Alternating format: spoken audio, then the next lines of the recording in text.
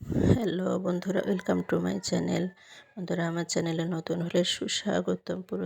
পুরাতন যারা আছেন তাদেরকে শুভেচ্ছা ও ভালোবাসা। তো অবশ্যই লাইক শেয়ার দিয়ে পাশে থাকবেন নিত্য নতুন ভিডিও পাওয়ার জন্য। আর হ্যাঁ, আমার ভিডিওতে আমি বেশি ইম্পর্টেন্ট টিপস দিয়ে থাকি, যা বিশেষ করে গৃহিণীদের খুবই উপকারে আসে। তো বন্ধুরা, আমরা বিভিন্ন জিনিস সিজনারি করে থাকি। তো লাউ শাক কি কেউ কখনো সিজনারি করেছেন? জানি না, আমার জানা নেই। তো আসেন আমরা লাউ শাক সিজনারি করি। এই যে এটা আমার গাছের লাউ শাক, অনেক হয়েছিল। তো আমি যেটা করি, আমরা তো ভালো করেই জানি, কেটে গাছ থেকে সুন্দর করে ধুয়ে পরিষ্কার করে নিতে হয়। তারপরে এই যে আমি সিদ্ধ করছি।